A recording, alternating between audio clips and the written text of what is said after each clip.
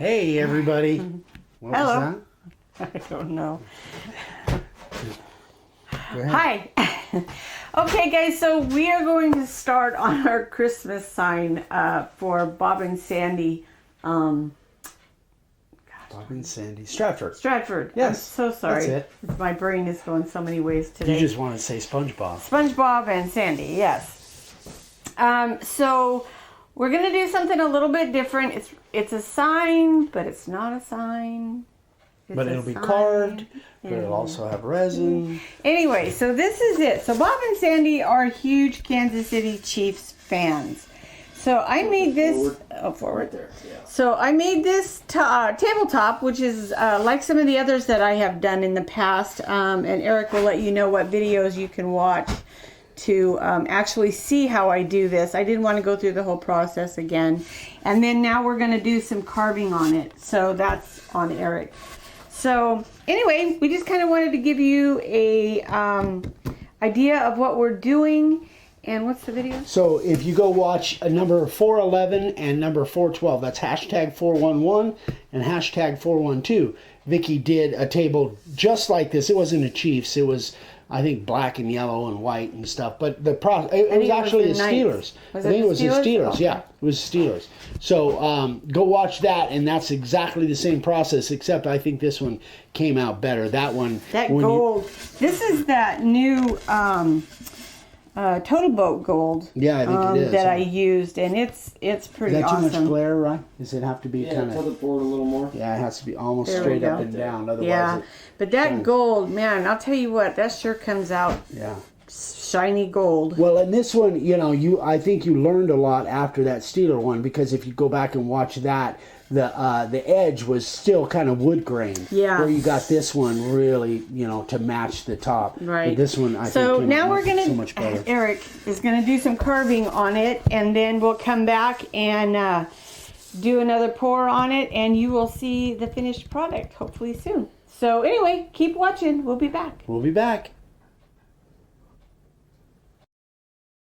All right, guys, so I got it all laid out. I used the inkjet with the rapid resizer on label backer stock and got it laid out on there. It was a little tricky because of being the arch, but Vicky did a great job getting the layout kind of figured out. And I went ahead and did that off camera. I've done that many times on camera. So then I put 2 coats of clear lacquer, just spray Rust-Oleum clear lacquer on it to keep this stuff from rubbing off when I'm carving. So it's even more important on the resin than it is on just a regular board. It really will rub off on the resin. So let's get to carving. I got the profile bit in. And I'm not sure where I'm set for a depth, but being as this is going to be completely filled, I'm going to set it at about 1/8. The resin carves really nice, by the way, in case you guys have never done this. I would encourage you to give it a try if you're, doing resin. It's really a neat mix to mix the resin and the freehand carving together. But anyway, I only need to go about 1/8 of an inch because it's all going to be filled anyway. We're going to spray it, sand it off, and then Vicky's going to do a flood pour. So let's get going here.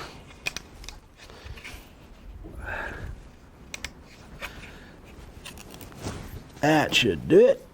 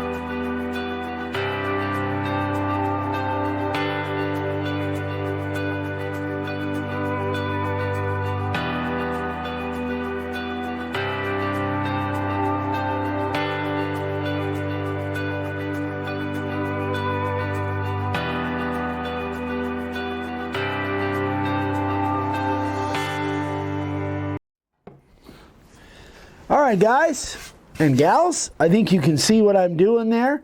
So I am going to finish the rest of this carving up. Again, I've got the profile bit. I'm probably a little bit deeper than I really need to be. One of the other things that you have to be aware of is I feel like the router base is sticking, the base plate is sticking just a little bit on there, because as that resin gets like caught in between there, it kind of causes a little bit of sticky. So you got to be aware of that.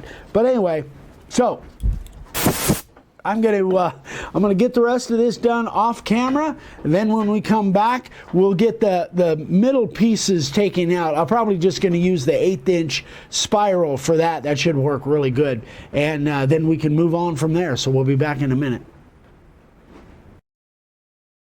All right, boys and girls, we're back. We got all of the detail work done. Actually, after the camera went off, Ryan went ahead and finished this up, did a great job. And so now I've got the 1/8" spiral bit in, set at 1/8 of an inch deep, and we're just going to take out those middle pieces. I'll just do a few of them on camera so you can see what that's like. But this resin, it really cuts well, doesn't it? Yeah, it does. It burrs up a lot, but once you got the air, it really does cut. Yeah, you got to keep the air with you, because it does make a mess. All right, here we go.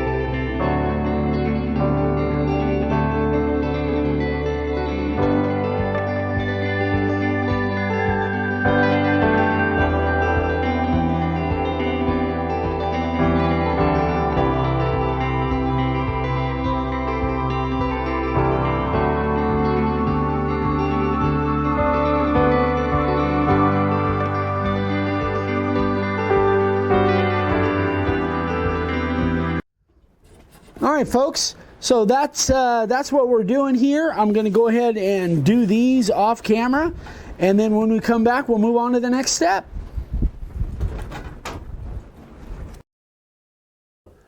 All right, guys, so we got this thing all sprayed. So let me tell you what I did. I sprayed a couple light coats down in the groove with the primer, let that dry, and then I put a couple coats of clear on it. Now, the reason we're using the clear is because when Vicki goes back and does a resin pour on that, she's going to do a flood pour, and we need the down in the groove to be sealed up, so it's less likely to get bubbles coming out of that carving. So that's what I've got on here. I've got my my disc sander with my aggressive 60 degree on here, and let's just do some sanding and see how this goes.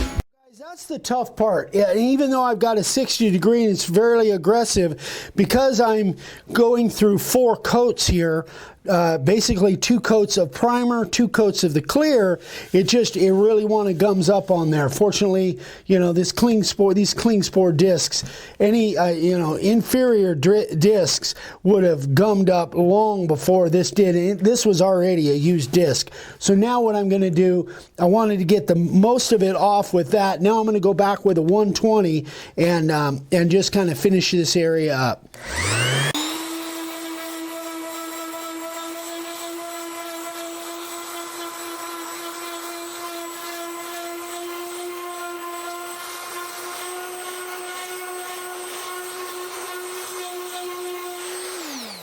Let's see what that looks like. I don't know if I got it all or not.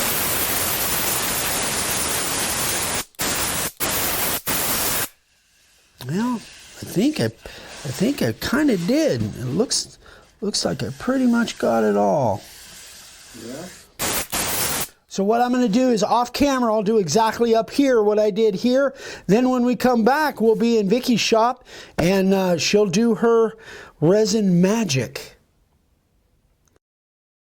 Hey guys, welcome back.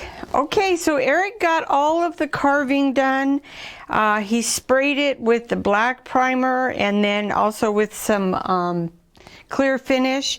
And he wanted me to remind you guys, when you're sanding off the black or your colored primer on this resin, do it with a really light touch. You don't want to dig through the resin and get to wood.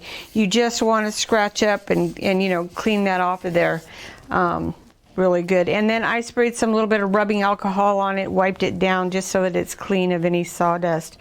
I am using the Total Boat tabletop resin because my favorite, and I made 10 ounces. I've got 5 ounces of resin and 5 ounces of hardener, and we are ready to pour. So I don't need a heavy pour. I just need a cover, flood coat. So here we go. And where you see all the scratches, obviously it looks white. This resin is going to fill all that up, and it's going to be shiny and it's going to be gorgeous, if I do say so myself.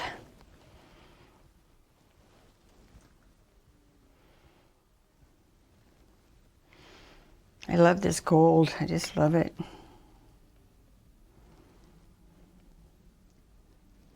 And I want to make sure all of that carving is filled. But I try not to get too many bubbles in it. That's why we use the clear coat on it, or Eric sprayed it on there, is to try to prevent as much of the bubbling as possible from the boards.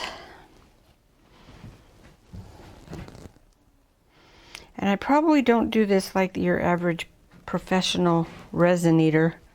Huh? Like that? Like that? Good. That was good, huh?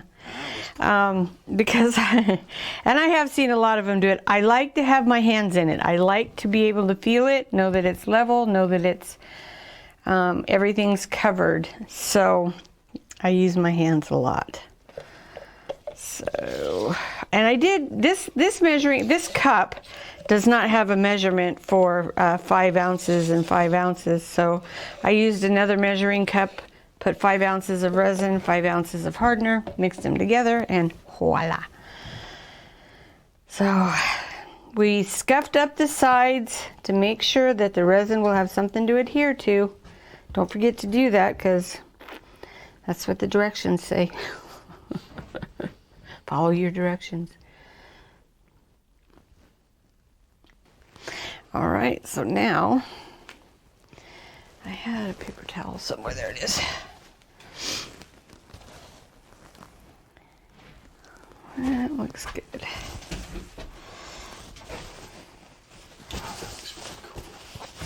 That gold is just so pretty. I'm gonna have to. Just the mixture of the colors, the gold and the red, with the hints of white. Yep, I see. So one thing about filling up your letters is you want to fill up your letters when you're carving, and then you're filling up with resin, because otherwise it kind of creates like a dent almost, I guess, for lack of a better term, where it doesn't. So you're saying almost like overfill them and let them yeah, flow out then? yeah, because then you know your letters are full and they're not dipped. Yeah. And I don't know the right terminology. That's another Vickyism. But you want them to be over full, and especially at this point, because it will. It will out. self-level. This is it's a self-leveling resin. It will self-level, but you want to make sure that you have enough in there to spread and move around. So